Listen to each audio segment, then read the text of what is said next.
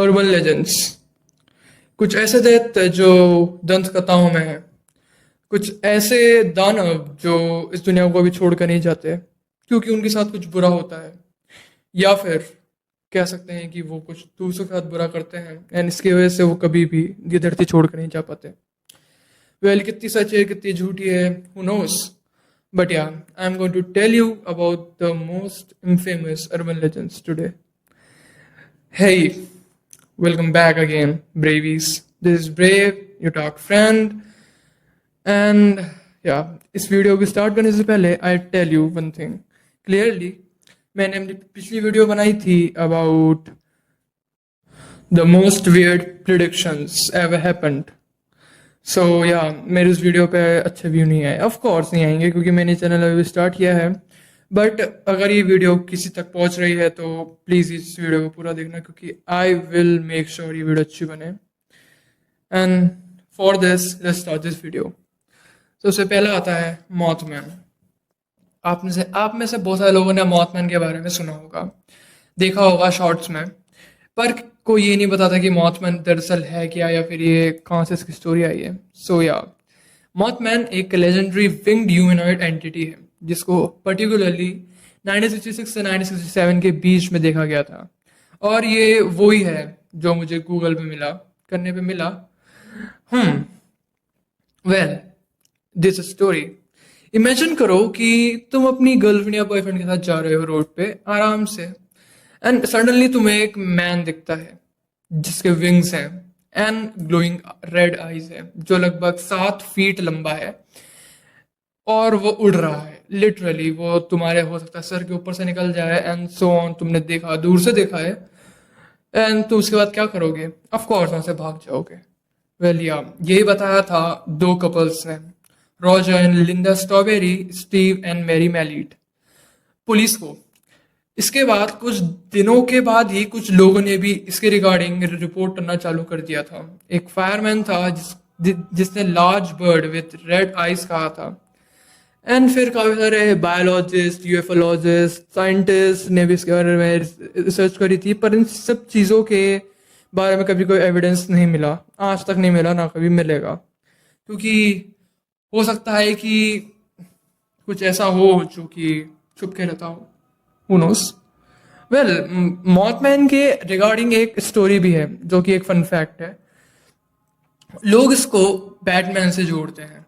Well, इसका reason ये है कि बैटमैन सीरीज उस टाइम बहुत सीरियस थी, मतलब पॉपुलर थी, एंड उस समय एक विलन था, किलर मॉथ। हाँ, ये किलर मॉथ जो था वो बिल्कुल मॉथमैन की तरह दिखता था। इसकी पूरी जो कैरेक्टरिस्टिक थी वो मॉथमैन की तरह दिखती थी, इसलिए लोग इसको जोड़ने लग गए थे। एंड इसके ऊपर एक बुक भी लिखी है, द मॉथमैन प्रोफिशियस। या, एंड नेक्स्ट, बनी मैन। वेल, बनी मैन एक अर्बन लेजेंड कंसिडर नहीं कर सकते क्योंकि ये एक क्रिमिनल था। वेल, यहाँ तो इसकी स्टोरी स्टार्ट होती है 1970 में इन बुरके, वर्जीनिया। वेल, ये सब वर्जीनिया में क्यों होता है भाई मुझे पता नहीं, पिछले स्टोरी भी वर्जीनिया में थी मॉथमैन की, let it be, leave it. इससे फर्स्ट केस जो था इसका वो अक्टूबर 1970 में एक US force academy cadet Robert Bennett के साथ हुआ था, जो कि अपनी फियांसे के साथ था और एक रिलेटिव के घर जा रहा था। मिडनाइट का समय था एंड होता है, एंड वो एक फुटबॉल फील्ड से गेम खेल के आ रहा था। आई मीन, जब वो कार में बैठा था उसने नोटिस करा कि उसके फ्रंट रेयर व्यू मिरर टूटा हुआ है, एंड उसमें से एक इंसान जिसने बनी टाइप के कॉस्ट्यूम पहन रखे थे इन पे चिल्ला रहा है, you are on my property and I have your tag number. And इतना सुनते ही वहां से वो दोनों बच्चे भाग जाते हैं। आई मीन, वो बहुत कुछ भी बोलता है, like if you will not go I will chop your head और समथिंग। वेल, ये सब बेनेट पुलिस को बताता है, पर उसकी फियांसे ये बोलती है कि इसके बाद एक और केस होता है। उसके कुछ समय बाद ही एक और केस होता है जिसमें एक आदमी बोलता है कि बनी मैन 5.8 फीट का है और जो लगभग 80 किलो का है, उसके पास एक एक्स है, जो कि सेम ये चीज बोलता है, you are trespassing, if you come any closer I will chop your head. But उसकी जो फियांसे थी बेनेट की, वो ये बोलती है कि उसका जो लाइक हेलमेट था वो कैपिरोटे की तरह था। कैपिरोटे एक सिंपल क्रिश्चियन पॉइंटेड हैट है जो कि कॉनिकल शेप की होती है, और इसको स्पेन एंड हिस्पैनिक कंट्रीज में यूज करा जाता है। बेसिकली बस एक कैथोलिक कॉस्ट्यूम मान सकते हो उसको तुम। और इन सब चीज़ों के बाद एक स्पेसिफिक प्लेस भी बन जाती है, बनी मैन ब्रिज जिसको कहा जाता है। एंड हाँ, मैं आपकी इन सब चीज़ों की फोटो मैं अपने वीडियो में दिखा दूंगा आपको। सो नेक्स्ट है गोट मैन। सारे मैन बना रहे हैं भाई, okay. When I was searching about this, I got this. I mean, what the hell is this? आज सर्च अबाउट गॉटमैन एंड मुझे ये मिला। Goatman urban legend, Goatman Kentucky, Goatman Texas and Goatman chestnut के। रहने दो भाई, तुम रहने दो। We gonna talk about Goatman urban legend. Well, इसमें जो अर्बन लेजेंड की स्टोरी है वो बिल्कुल ही नॉनसेंस है। आई मीन जो मैं सोच रहा था या फिर देखना चाह रहा था वो लिखा ही नहीं है। But I will explain you Gottmann urban legend. I mean जो इस पिक में है जिसने ये एक हाइब्रिड है वो वाला नहीं। I mean goat head.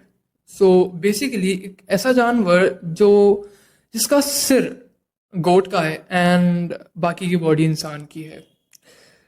तो उसकी स्टार्टिंग होती है 1971 में यूनिवर्सिटी ऑफ मैरीलैंड में। एक स्टूडेंट लिजानिया अपनी अंडर ग्रेजुएट फॉल्कलोर प्रोजेक्ट बनाता है गोटमैन पे।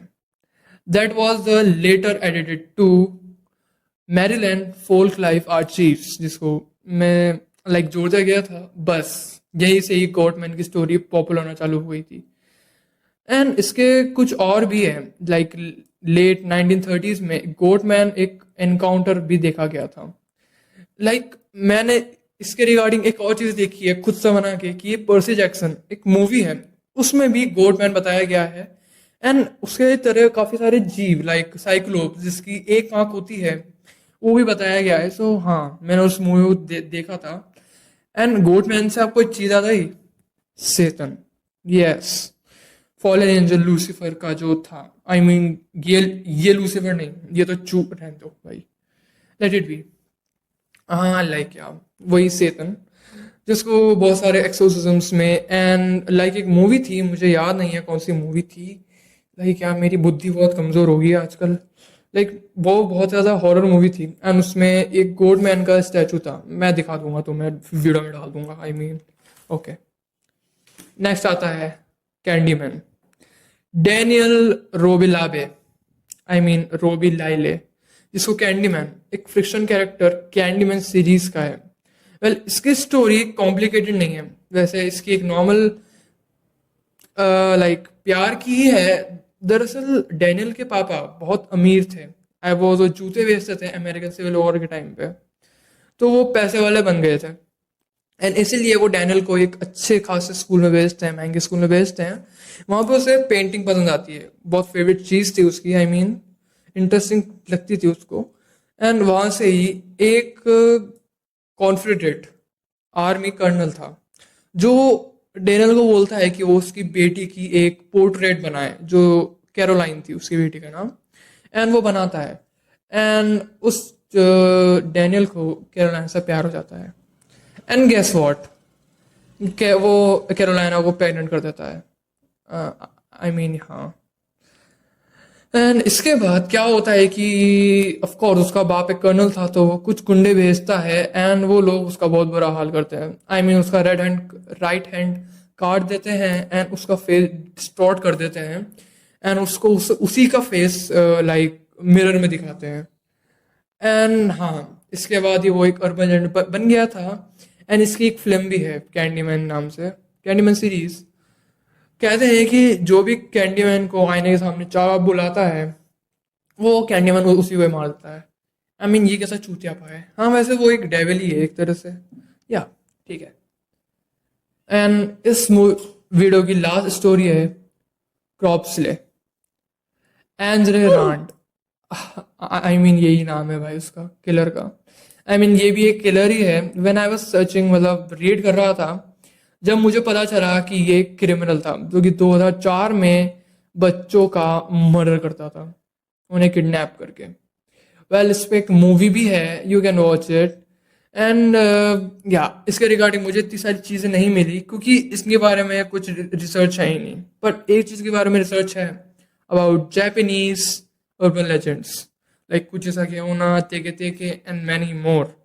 सो या मैं अगली वीडियो उसी पे लाऊंगा एंड उसका एक डिटेल इलस्ट्रेशन करूंगा जापानीज अर्बन लेजेंड्स का। सो या तब तक के लिए भाई सब्सक्राइब कर देना, लाइक कर देना। आई डोंट नो, मुझे पता नहीं आपको ये वीडियो अच्छी लगेगी या फिर नहीं, जो भी देख रहा है, बट या लाइक सब्सक्राइब कर देना यार please. So yeah that's for all for today. Thank you for watching this video. जल्दी मिलूंगा आपसे। Be safe and be brave. Bye.